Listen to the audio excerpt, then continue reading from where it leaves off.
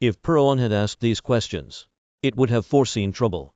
Peloton had a truly impressive run during the beginning of the pandemic. In the first quarter of 2020, subscribers more than doubled from a year earlier, and the Wall Street Journal credited a coronavirus surge for its 66% increase in sales. Health-conscious people sidelined by closed gyms ordered bikes despite wait times of a month or more, and the company ramped up production accordingly. And then came its spectacular flame-out. Its share price dropped 76% in 2021. Last month, the company announced it would halt production of its bikes and treadmills due to decreased demand. And last week, the company said it would cut 2,800 jobs and replace the CEO of the decade-old company. At its core, this was a case of a wild mismatch between supply and demand. But even more critically, it was a case of the company not understanding that its market was finite. After all, what if I told you that every household in America would one day own a $2,000 stationary bike? Hopefully your response would be to stop reading. Logic dictates that there is a limited demand for expensive home exercise equipment. But that logic gets lost when a product captures that zeitgeist the way Peloton did. How do we stay objective when looking at the products we hold so dear? Anyone working at a company or on a product that took off during the pandemic may be wondering how to avoid the same fate. In the decade plus I've spent as a qualitative researcher, I've helped companies including Viacom, Mattel, Instagram, Netflix, and others understand their users. From designing intuitive UI to building accessible products, the secret ingredient remains the same. Asking the right questions of the right people is what allows us to design products that really get people and make their lives better. Let's use Peloton as a case study for understanding how qualitative research can help prepare for the UPS and inevitable downs in demand and how to design products and experiences with staying power. If you've used the logic, I like it, so everyone else will too. Now would be a good time to stop. For every person like you, there are dozens who aren't. And those are the people you need to talk to. Bubbles are bad for business, and responsible design requires that you build a product for a diverse set of users. For every complaint or concern a customer has, you likely have an answer, but just because you know that answer doesn't make it intuitive. Just because it makes sense to you, the creator, doesn't mean anyone else will understand it. Research doesn't need to be a long, costly endeavor. Peloton's designers could have shadowed a delivery team for a few days, paying attention to personal details like where people put bikes in their homes, what other exercise equipment they owned, and how they approached the bike for the first time. When they turn it on, do they know how to ride without an instructor? If new and prospective users don't know they can track their performance metrics without participating in an instructor-led class, or that they can cruise the streets in the south of France while listening to their own soundtrack, then Peloton's position in the competitive landscape becomes increasingly small. Had they understood the potential value in those hard-to-find features, Peloton could have improved its UI and captured prospective customers who prefer self-led exercise. When another person in the household wants to use the bike, do they know how to set up an account? Can they adjust and readjust the bike easily? For many prospective customers, a purchase at this price point is expected to serve multiple people in the household. Early design mitigations could have been identified and implemented to make the bike more accessible and customizable. A slight higher investment would have allowed the team to check in with new users weekly, for a month or two, whether by survey or interview, to see what pain points emerged and how the design was or wasn't serving their needs. With so many stationary bikes flooding the market, gaining these insights could have helped the company stay a step ahead of its competitors. Most people will only want to purchase one Peloton bike and, assuming they're well designed, it should last for a long time. As a customer, this is fantastic. As a business, it poses some complications. Early in the pandemic, Peloton couldn't produce bikes fast enough to meet demand, creating months-long waiting lists.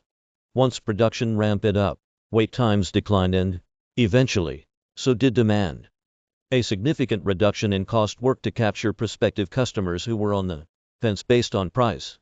But price isn't the only factor in a purchase decision of this magnitude. There are some hurdles that are too big to overcome. If someone desperately hates cycling, or indoor running, or refuses to exercise at home, they're not going to purchase a Peloton. Others may be on the fence because they have limited indoor space, don't enjoy instructor-led classes, or are loyal Peloton app users but only want non-cycling classes. Continuing to double down on production of their existing bike signal to resistance. From Peloton to listen to users, innovate their design, and expand into categories that could have attracted new customers. Introducing a more compact bike design, non-connected options, and equipment that supports other app-based classes like Pilates, boxing, and strength training may have allowed Peloton to continue serving their existing user base while also appealing to new customers. As a product matures and sales progress, so will the reasons why people aren't purchasing it. The barriers faced when first launching a product aren't the same ones posed in a mature market. Peloton isn't really about a bike. It's gamified, at-home exercise with a strong social community element.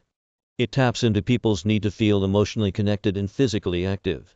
It alleviates the feelings of stagnation and loneliness of the last 2 years.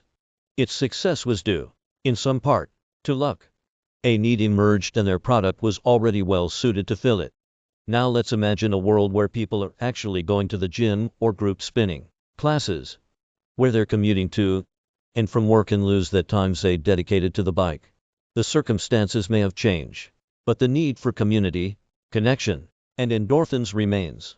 The question then becomes, how else can Peloton fulfill those needs? The company is in a unique position, as consumers trust them to design excellent digital and physical products. If Peloton wants to continue as both a digital content provider and designer of physical goods, it's time to get off the bike and expand. One pushback I often get from executives and designers alike is that customers don't know what they want. That is to say, one can really only imagine things they've already seen and aren't always aware of what's possible. This can make testing individual concepts only somewhat helpful, since consumers are responding only to what they see and not what can be. Co-creation sessions allow designers and customers to work hand in hand, with designers at eating and at e-rating based on immediate feedback and collective brainstorming. During my time at Mattel, many product improvements and breakthrough ideas were generated by designers who simply sat on the floor and played together with kids. In this way, they could see how their hands were able to manipulate the toy successfully, understand their dexterity, see their frustrations, and make meaningful design changes. People can buy a non-Peloton bike at half the price and participate in Peloton classes using the app. The market has already exploded with rival bikes equipped with tablet holders, so you can stream classes, and these options will only get better. But rivals and cheap knockoffs don't need to signal the beginning of the end. Just look at IBM. After the success of its PC computers, machines running Windows flooded the market, and in 1993, IBM posted a staggering $8 billion loss. So what did IBM do? It completely pivoted the business away from producing low-cost computers and hardware, and focused on B2B IT support. It had earned a tremendous amount of trust from its successful inventions and could seamlessly move into what was essentially an advisory support role. If the magic of Peloton is in the classes, and you can use the classes on any bike, the question becomes why anyone would buy the expensive name brand version. This is the core question that Peloton, and any brand with excellent, if non-patentable, design must answer about itself. Annie S. Claver-Orenstein is a qualitative researcher, writer, and storyteller who has spent more than a decade conducting research on behalf of companies, including Viacom, Mattel, Instagram, Facebook, Pfizer, Netflix, Johnson + Johnson, and more. Follow her on Twitter, Annie Molly.